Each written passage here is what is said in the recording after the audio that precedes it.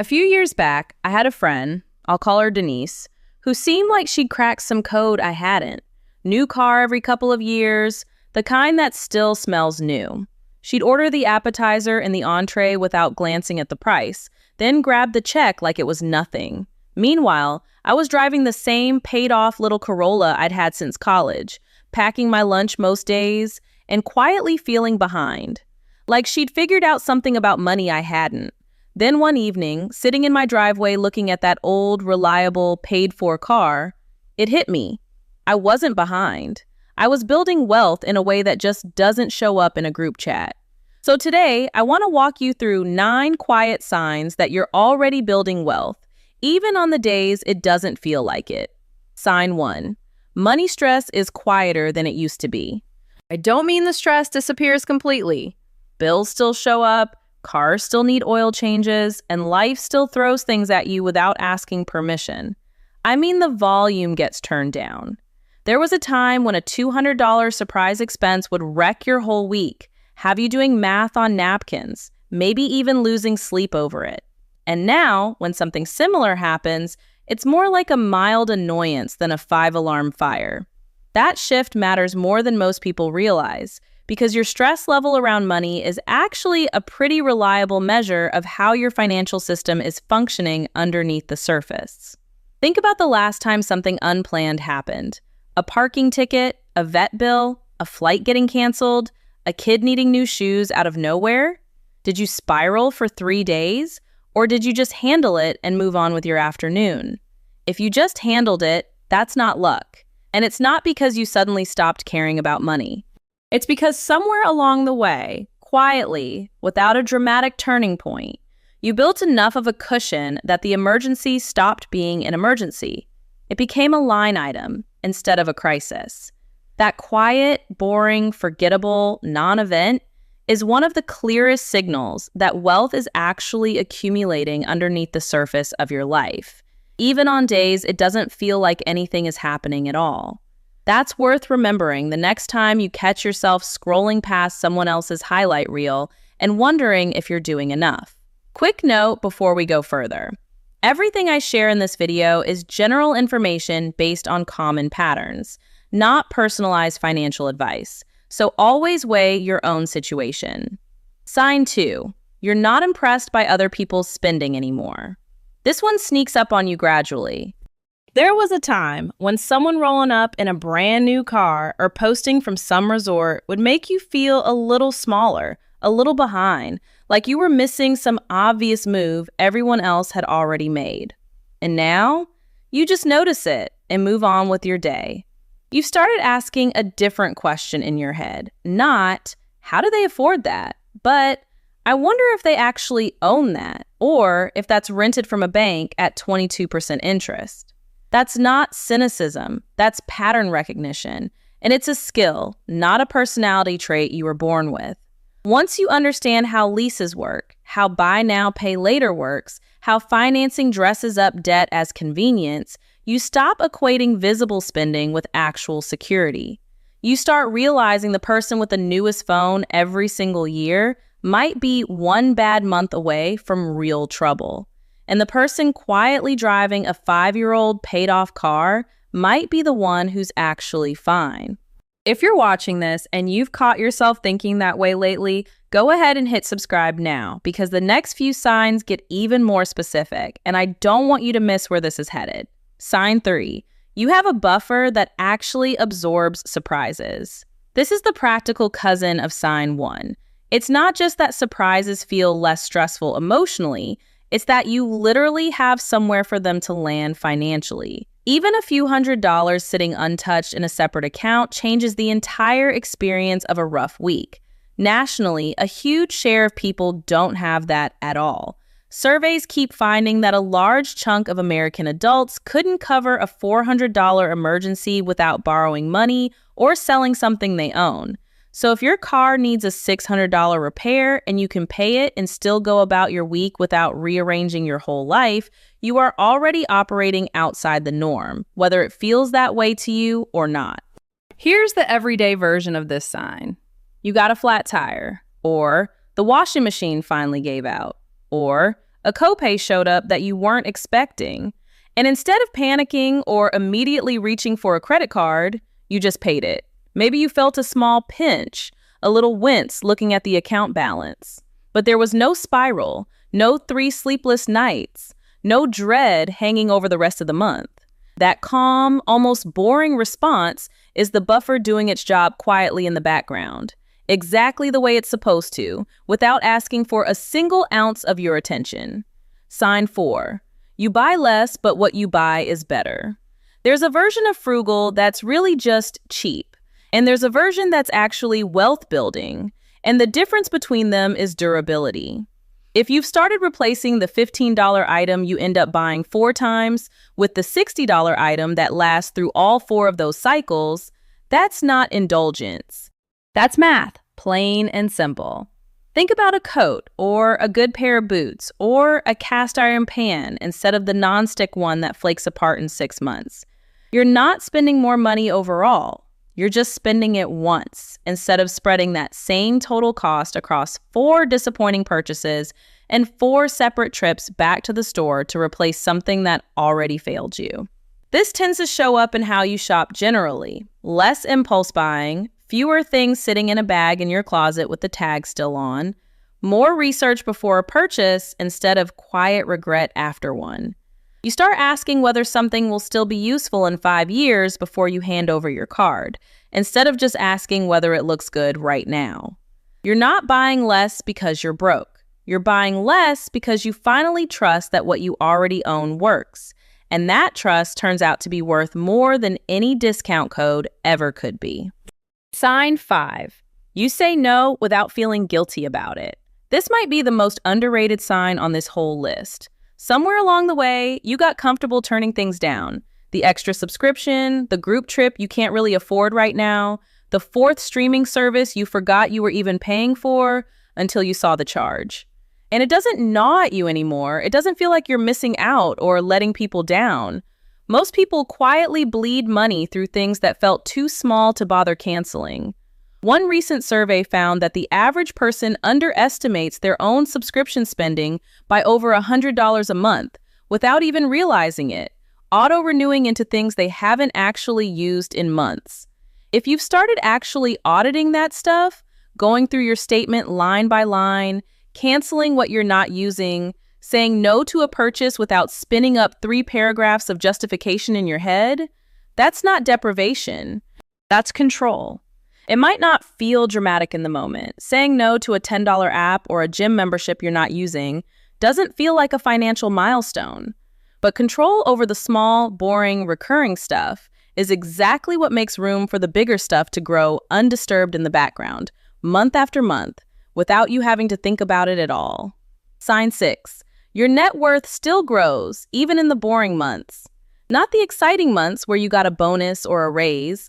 I mean the plain, uneventful ones. Same paycheck, same routine, nothing dramatic happened. And yet, when you actually check your accounts, the number moved up a little anyway. That's what real wealth building looks like most of the time. And it rarely looks like anything at all in the moment. It's not a windfall. It's not a lucky break or an inheritance or a stock that suddenly took off. It's small, automatic, unglamorous growth that happens because you set up a system once and then let it run quietly without needing your daily attention or your daily willpower. If you have money moving into savings or investments before you even see it hit your checking account, you already understand this better than you probably give yourself credit for. The gap between what you earn and what you spend is doing its job every single month, whether you're thinking about it or not, whether you're stressed or relaxed, whether it's a good month or a hard one. Boring months don't feel like progress while you're living them because nothing about them stands out. You only see the progress later, looking back 6 months or a year, realizing the number's been quietly climbing the entire time without ever asking for your permission. Sign 7. You think in years, not weekends. Before I get into this one, I want to hear from you. Drop a comment and tell me the smallest amount of money that ever made you feel like you were doing something right. It doesn't have to be impressive. $50 automatically sliding into savings counts. So does watching a credit card balance sit at 0 for the 3rd month straight. I read every single comment, and it genuinely shapes what I cover next on this channel. Okay, sign 7. There's a specific shift that happens when you start building real wealth. Your time horizon stretches out, sometimes without you even noticing it happening. You stop asking, can I afford this weekend? And start asking, does this move me closer to where I want to be in 5 years? It shows up in small, unglamorous ways. Choosing the boring index fund over the flashy stock tip a coworker won't stop talking about. Picking the job with the better retirement match over the one with the slightly bigger signing bonus. Staying in the paid-off car instead of upgrading just because you technically could get approved for the loan. None of that is exciting to talk about at a dinner party. Nobody's impressed by a 5-year-old Corolla or a boring Target date fund. But 5 years from now, the person who thought in years is going to be in a completely different financial position than the person who only ever thought about the weekend, even if their paychecks looked identical the whole time. This is also why people who build real wealth often look, on the outside, like they're not doing anything special at all. They're just quietly playing a longer game than everyone around them. And the results of a longer game don't show up on a random Tuesday. They show up eventually, all at once, like they arrived overnight. Sign 8. Your debt is shrinking, not growing. This sounds obvious when you say it out loud, but it's worth checking honestly, with your actual numbers in front of you. Is the total amount you owe across every account actually getting smaller month over month? Not just the minimum payment being made on time, the real balance shrinking.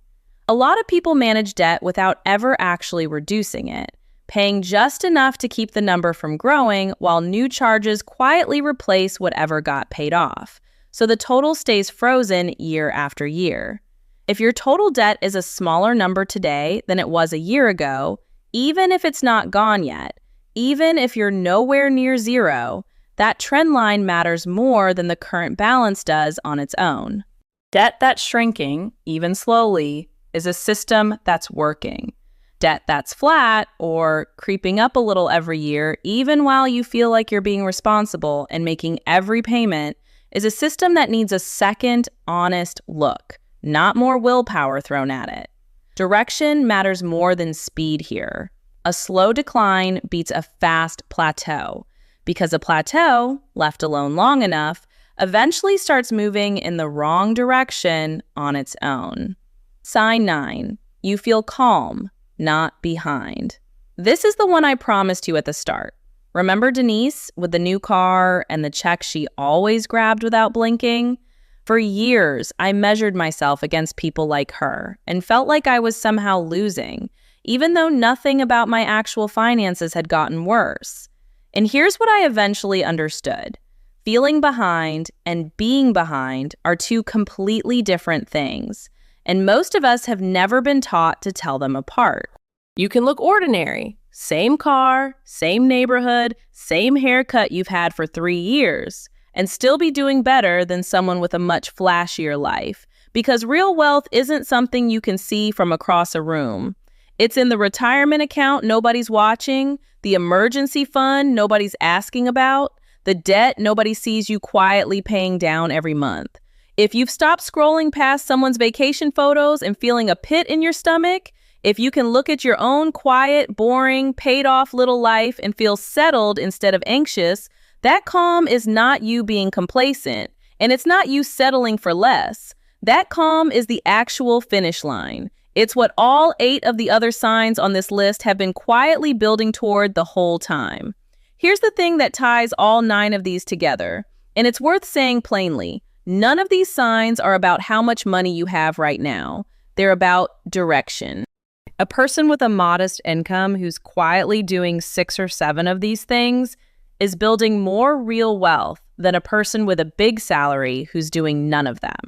Because wealth was never really about the number on your paycheck. It's about the gap between what comes in and what goes out, held steady month after month for long enough that compounding has time to do its actual job.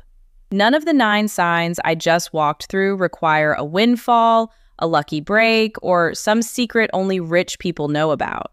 They require a paid-off car nobody compliments you on, a boring index fund nobody asks about at parties, a subscription you canceled that nobody noticed was gone, a calm response to a car repair that would have wrecked you 5 years ago. That's what building wealth actually looks like while it's happening. And it's exactly why it's so easy to feel like you're behind when you're really not, because the whole process is designed to be invisible from the outside. And if you're sitting here honestly unable to check off even 1 or 2 of these 9 signs yet, that's not a verdict on who you are. It's just information telling you where to start. Pick the one that felt the most uncomfortable while I was talking, not the one that felt easiest, and give that one your attention this month. Wealth doesn't get built by fixing everything at once. It gets built by fixing the one true thing that's actually leaking, letting it hold, and then moving to the next one. So if you recognized even 3 or 4 of these in your own life, I want you to actually sit with that for a second, instead of scrolling straight past it the way we scroll past everything else. It means the fog is lifting. It means you're starting to see the difference between looking like you're doing well and actually doing well. And those two things get confused constantly, especially online, where everybody's highlight reel is on display and nobody's bank app is. Denise, by the way, is doing fine now. She eventually traded the leased car for a used one she owns outright. And last I talked to her, she'd started an emergency fund for the first time in her adult life. It's never too late to start building the quiet version of wealth instead of the loud version. If this video helped you see your own progress a little more clearly, hit subscribe, because I've got more of these quiet signals coming, the kind nobody talks about because they don't make for a flashy thumbnail. And if you know someone who needs to hear that being behind and feeling behind are not the same thing, send them this video. Sometimes the most useful thing you can give someone isn't advice. It's permission to stop comparing their real life to someone else's highlight reel. You're doing better than you think. Keep going, quietly, the way it actually works. Next time, I want to break down the actual dollar number, the specific amount that means you don't have to work another day if you don't want to, and how much closer most of us already are to it than we think. That one surprised me when I first calculated mine, and I think it'll surprise you too.